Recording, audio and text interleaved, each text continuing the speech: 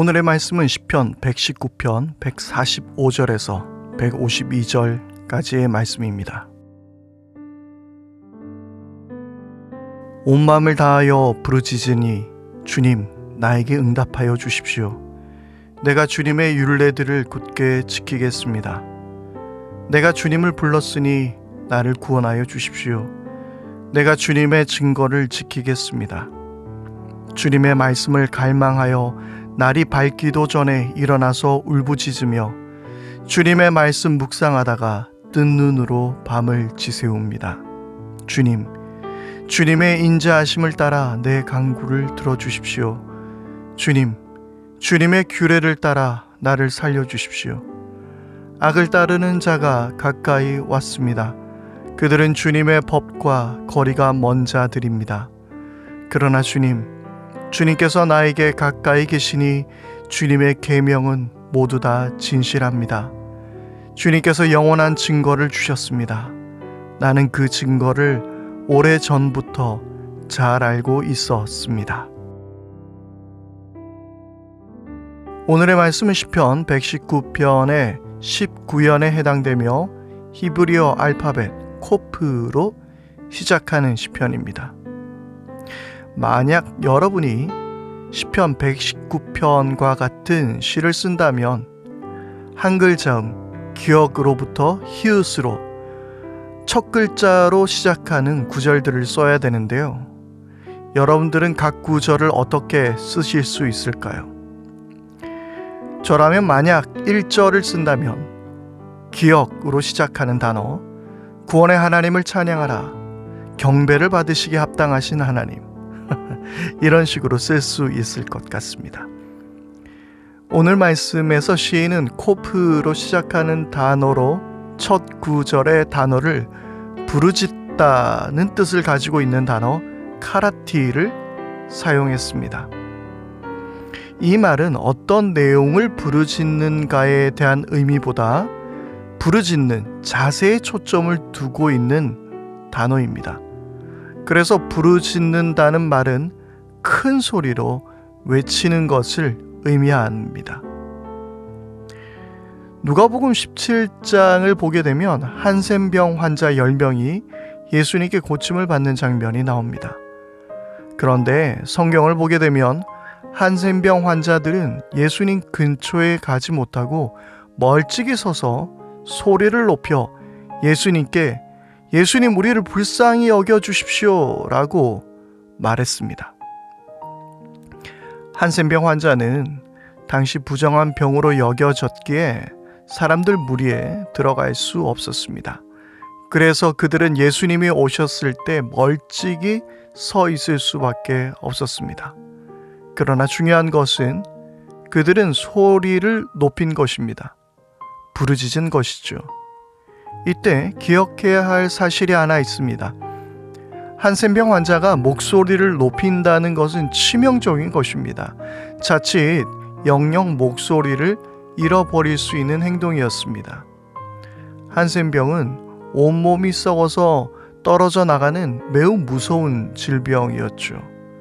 그런 상황에서 한센병 환자들은 죽을 각오로 부르짖고 있는 것이었습니다. 그리고 그들은 고침을 받았습니다. 한 가지 더 흥미로운 이야기는 고침을 받은 사람 중 한 명은 큰 소리로 하나님을 찬양했다고 기록되어 있습니다. 영영 목소리를 잃을 각오로 부르짖은 그는 마침내 회복되어 큰 소리로 영원히 하나님을 찬양할 수 있게 된 것입니다. 부르짖음은 절대적 믿음으로만 가능합니다. 더 이상 물러설 곳도 의지할 곳도 없는 사람이 절대적인 믿음을 가질 때 그 대상을 향해 부르짖어 호소할 수 있는 것입니다.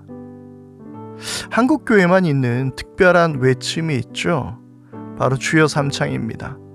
주여 삼창은 그런 의미에서 우리 믿음의 선조들이 얼마나 특별한 믿음을 가지고 있었는가를 보여줍니다. 한국교회 부흥은 기도로 시작되었다고 말할 수 있습니다. 시인의 부르짖음이 주님을 향한 얼마나 강한 신뢰 가운데서 나오게 되었는지 말씀을 통하여 알 수 있습니다. 147절, 148절의 말씀입니다. 주님의 말씀을 갈망하여 날이 밝기도 전에 일어나서 울부짖으며 주님의 말씀을 묵상하다가 뜬 눈으로 밤을 지새웁니다. 아침에 시인은 날이 밝기도 전에 일어나 기도하며 말씀을 묵상했습니다. 또 밤에 그는 말씀을 묵상하다가 밤을 새우기까지 했습니다. 지금은 어두워서 못하는 일은 거의 없습니다. 환한 조명들이 비춰주기 때문이죠. 하지만 고대에는 날이 어두우면 모든 것이 멈추게 됩니다. 그런데 시인은 날이 어두운 가운데에서도 깨어서 말씀을 묵상하고 있다고 말합니다. 말씀을 읽는 그 자체가 특별하고 위급하다라는 것을 깨닫게 되죠. 그의 간절하고도 유일한 소망이 무엇인지 우리는 이 말씀을 통해 분명히 알 수 있습니다. 말씀을 깊이 묵상하고 순종하는 사람일수록 하나님을 더 의지할 수밖에 없습니다. 그래서 세상 소망 다 끊어져도 주님의 사랑을 의지하고 부르짖을 수 있는 것입니다. 주님만이 나를 살려주실 수 있다고, 주님이 아니면 안 된다고, 주님이 필요하다고 부르짖을 수 있습니다. 여러분에게 진정으로 부르짖은 적이 있습니까? 또는 최근에 주님을 부르짖었던 적은 언제입니까? 우리의 신앙생활에서 부르짖음이 사라졌다면 둘 중 하나입니다. 먹고 살만해서 주님 없이도 살 수 있던지, 아니면 주님을 신뢰하고 있지 않던지입니다. 예레미야 33장 3절입니다. 너는 내게 부르짖으라. 내가 네게 응답하겠고 네가 알지 못하는 크고 은밀한 일을 네게 보이리라. 아멘.